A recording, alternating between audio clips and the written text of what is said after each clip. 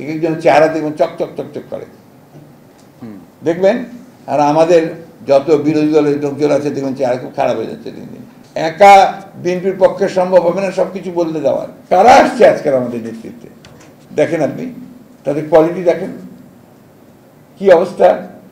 এইভাবে তো একটা দেশ ভবিষ্যতে আমাদের একটা সব জায়গায় আপনার নেতৃত্বের সংকট। কেন? কারণ এই সরকার পরিকল্পিতভাবে সমস্ত জায়গায় যেন কোন নেতা তৈরি আসতে পারে তার ব্যবস্থা করেছে। ছাত্র সংসদের নির্বাচন নাই, ডাকসুর নির্বাচন নাই, কোথাও নির্বাচন নাই। নির্বাচন সেখানেই করে তারা যেখানে তারা জবরদস্তি করে সেটাকে বদলে দিতে পারবে। তো আমি কথা আর বাড়াচ্ছি না, শুধু এইটুকু আপনাদের বলতে চাই যে আপনাদের এই উদ্যোগটা অত্যন্ত ভালো। আমি বদিউল ইসলাম সাহেবকে বলেছি যে আমরা এটাকে প্রিন্ট করতে চাই, এগুলোকে প্রিন্ট করে এটা আমরা ছাত্রদের মধ্যে ছড়িয়ে দিতে চাই। আরেকটা জিনিস আমি অনেকে বলেছি, আমি এটা আমার চেয়ারম্যান সাহেবের সাথে কথা বলে করবো যে আমরা ছাত্র দলের নেতাদেরকে নিয়ে ওয়ার্কশপ করতে চাই এবং সেই ওয়ার্কশপগুলোতে আপনারা সেখানে তাদেরকে এই বিষয়গুলো জিয়া রহমানের বিষয়ে শুধু না, দেশ জাতি রাষ্ট্র রাজনীতি সম্পর্কে তাদেরকে ধারণা দেবেন। এই জিনিসগুলো খুব প্রয়োজন।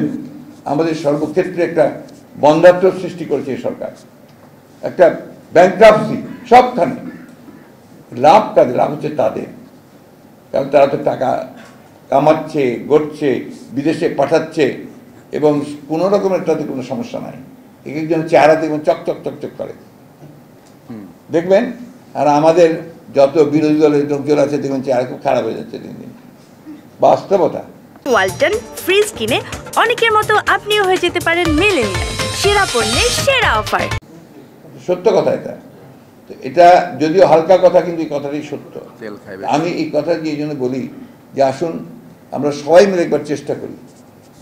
একা বিএনপির পক্ষে সম্ভব হবে না সবকিছু বলতে দেওয়ার। সবাইকে আসতে হবে, সবাইকে ঐক্য হতে হবে। জিয়া রহমান এই চেষ্টাটাই করেছিলেন। উনি যখন প্রথম রাজনীতি আসলেন উনার মনে হলো যে একটা তো রাজনৈতিক একটা প্ল্যাটফর্ম দরকার। সেই প্ল্যাটফর্ম করার জন্য উনি কিন্তু সবাইকে ডেকেছিলেন। আওয়ামী লীগকে ডেকেছেন, ন্যাপকে ডেকেছেন, কমিউনিস্ট পার্টিকে ডেকেছেন, ইসলামিক দল যেটা করতে আইডিয়াল ছিল তাদেরকে সবাইকে ডেকেছেন, মুসলিম লীগকে ডেকেছেন।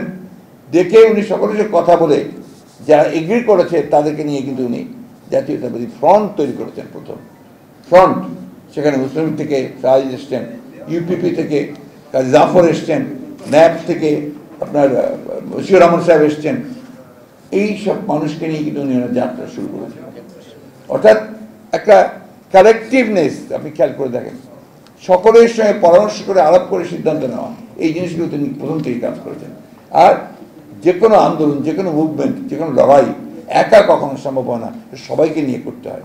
আজকে আমাদের যে লড়াই, এই লড়াই কিন্তু আমাদের অস্তিত্বের লড়াই। এই লড়াইটা শুধু ভোটাধিকার না, জাতির অস্তিত্বের লড়াই। সেই জন্য এইখানে আরো বেশি করে সবাইকে সম্পৃক্ত করতে হবে, আহ্বান জানাতে হবে যে আসুন আমরা সবাই মিলে দেশটাকে বাঁচাই। বিএনপিকে ক্ষমতায় দেব বা জোটকে ক্ষমতায় দেব এটা না, আমরা চাই এখানে দেশটাকে বাঁচাতে। আসুন সেই লক্ষ্যে জিয়া রহমানের যে 19 দফা কর্মসূচি, তার যে জাতীয়তাবাদের দর্শন, এই দর্শনটাকে কাজে লাগিয়ে আমরা এখানে সাফল্য অর্জন করি। এই হচ্ছে আজকের দিনে জিয়া রহমান শাহাদাত বার্ষিকীতে এই হচ্ছে আমরা সবাই সেই শপথ নেই।